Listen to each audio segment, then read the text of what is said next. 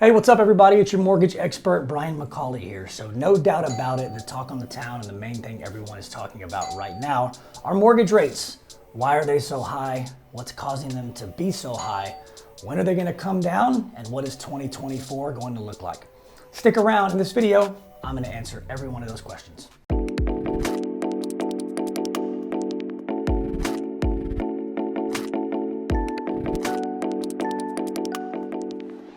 So to all my realtor friends, investor friends, potential homebuyer friends, DFW is still a wonderful market. There's a lot of growth here. People are still buying and selling houses, even with the limited inventory. But the number one thing that is on everyone's mind is how in the world are interest rates around 8%? I thought they were supposed to come back down by now. I want to know what's causing them to go up. I want to know when they're going to level off, and I want to know when they're going to come back down. And then last but not least, when they come back down, what's it going to do to the market? And is that the best time to buy? So let's go back to topic number one, which is interest rates. So interest rates follow inflation. As inflation goes up, interest rates follow. As inflation goes down, interest rates will follow. The problem as to why interest rates are higher than a lot of people thought they would be, and they're hanging around longer than we all thought they would, is because we haven't gotten our hands around inflation. Now, the inflation component of it is, as the feds were raising rates over the past 18 months, they were trying to slow spending. I think they've slowed spending a lot on the consumer side, but lately with a lot of the overseas challenges, the new wars, there's a lot of stimulus money, there's a lot of packages and aid being sent. And what happens is you have to print money and give money to fulfill those packages. And so what happens is that additional debt gets stacked onto our national debts. And so because there's more debt to pay off now and less revenue coming in from the country, it's causing a harder time to bring inflation down.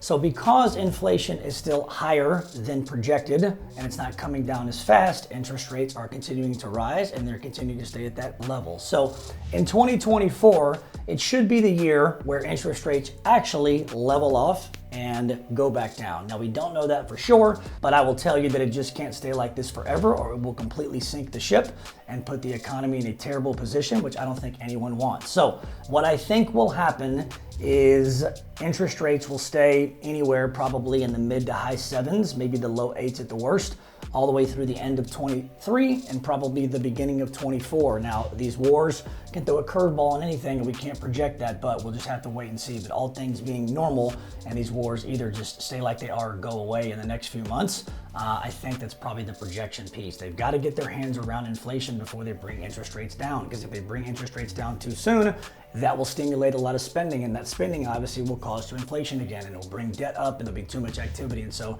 they're trying to pinch the dollar, and they're trying to keep people from spending, so that way there's not as much money in the system and things can cool off. They've gotten ahead of it a few times, but with the way things have been the past 4 or 5 months, again with excessive spending, cost of living, wars, it's just, inflation is taking off again. So being that 24 is an election year, I think that's in everyone's favor. What I mean by that is if the election was in 2025, I don't think they would do anything to bring rates down. I think they would let rates stay higher for a longer period of time to try to naturally cool inflation off and let it organically come back on its own. The problem with that, in an election year, they can't let the economy stay like this for another 12 plus months. It just won't sustain. People will lose votes. And so they're trying to get it to a place to where they flatline inflation long enough, maybe a couple of months, to justify a couple of adjustments down. So that way people can, afford things, refinance their house, buy a new house, refinance their car, buy a new car. And what that will do is stimulate the economy and get things moving back in the right direction. One, because the country needs it and things need to get cheaper, but two, obviously to position themselves for votes. So the prediction as of now, again, I don't have a crystal ball, but we think that mortgage rates should level off and start to come down for good somewhere around February or March of 2024. Now, at that time, the question becomes, okay, well, how quick are they going to come down? How far are they going to come down? And if I'm a consumer out there, if I'm a realtor out there, if I'm an investor out there, when is the right time to advise my clients? Or if I am a client, when is the right time to not be greedy of getting a super low rate, but time it accordingly so that way I get a competitive rate, but I don't have to overpay for a house by a ton, and I just don't miss out on the opportunity to get a house, because everybody will come off the sideline whenever rates drop and you don't want to get left out. So my projection, and this is just a projection, I think by the time the election gets here in 2024, interest rates will be somewhere around the 6.25 mark. Now, while 6.25 is not great compared to what we have right now, 6.25 is good. It gives people a lot more relief than they've got right now. The other thing about a 6.25 rate, remember, you can get a rate at 5.5 or 5.75 when rates are naturally at 6.25. You just got to pay a little extra money in discount points. But if it costs you 0.5%, 1% to get 5.5 from 6.25, and you're going to keep that loan for a long period of time, that's a good investment up front. I do think interest rates will naturally get better after the election and into 2025. The problem is that if you are looking to buy a house, I'm not sure if I would wait until the bottom hits. And people say, well, why? You know, my payment will be cheaper if I wait from 6.25 down to 5.25, Brian, in the summer of 2025. Isn't that going to make my payment cheaper? In theory, yes. But you have to remember the flip side of the coin. Lower interest rates drives up demand.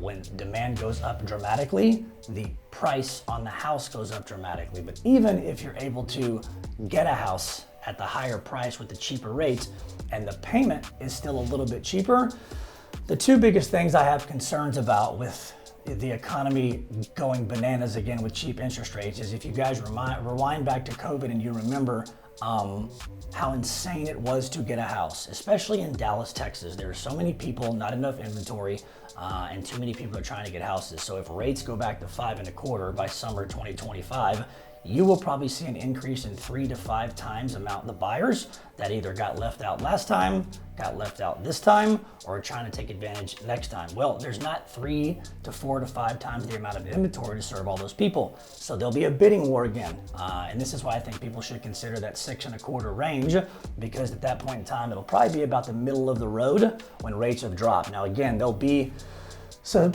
substantial improvements a year from then. I would take the refinance at that point. I wouldn't wait to buy. I think the prices of houses are going to go through the roof, and I don't want clients to overpay. But also, like, hey, if a house is $400,000 right now, when rates are at 6.25, it's probably going to be $430,000, $440,000. When rates are at 5.5, it's probably going to be $480,000, $490,000. I would rather you buy the $440,000 range if you want to, and make some equity and some money on that upswing. Because obviously, when rates get to their bottom, everybody's going to be pushing to refinance and buy. And I'd rather you make payments for a year at 6.25, refinance at 5.5, but you make $40,000 on the upswing on your appreciation. That's a really smart move and a good strategy for you to get good return on your investment and not wait till the bottom. Because I think at the bottom, when the rates are at the bottom, things are going to be nuts again. Prices are going to go through the roof, and I think it's going to be really hard for people to get a house. You might have to overpay, cash out of pocket, and then also people out there that are getting financing on FHA loans, VA loans, down payment assistant loans. When the market is going crazy and everybody's trying to make offers on a house, sellers are going to take what they feel is the best offer. And a lot of times these sellers and realtors do not like FHA pre-approvals, and they do not like VA pre-approvals. Why? I don't think there's an issue with them, and I think they're great buyers and everything else is fine. The psychology in the street is maybe there's something questionable about the borrower, but also the restrictions around appraisals on FHA and VA, they're tougher than conventional loans. It makes the appraiser do more to the house, go deeper on the property, look behind the walls a little more, check the plumbing a little bit more. So when the sellers have their choice of which offer they're going to take outside of the numbers, they don't want to take an offer with a loan program that has any additional risk. And so the FHA and the VA offers have a little bit more risk to them. So any people that are qualified with those home loans need to act before the bottom, because they'll probably miss out on an opportunity.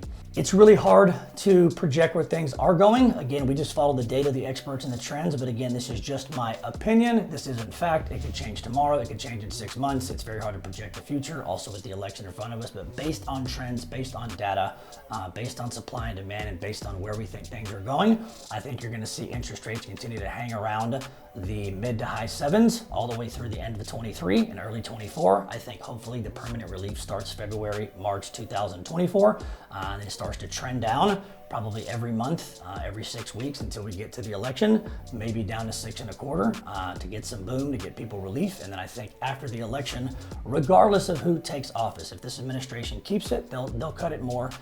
If Republicans take over, they're going to make a lot of changes, but they'll cut rates as well so they can get an economic rally on their watch. But I think things will probably bottom out Q1, Q2 summer of 2025, somewhere probably in the low to mid 5s. So that's my projection. That would be my my advice. That's the way to look at the market, look at rates, and put together a strategy for yourself with your realtor. Whether your time is now, 2 weeks, 2 months, or 9 months from now, I definitely would take this advice with your realtor, put it into your strategy, and understand the trajectory of where the market is headed over the next 24 months. And hopefully that helps you with your decision on buying or selling a home. Listen, so hopefully you found this video useful and helpful. If you did, do me a favor, like, comment, subscribe, even share it with somebody that you know that could benefit from this information. If you want to have a conversation with me around anything, mortgage, real estate, pre-approval, financial related at all, do me a favor, call me, email me, text me. I'm always here for you.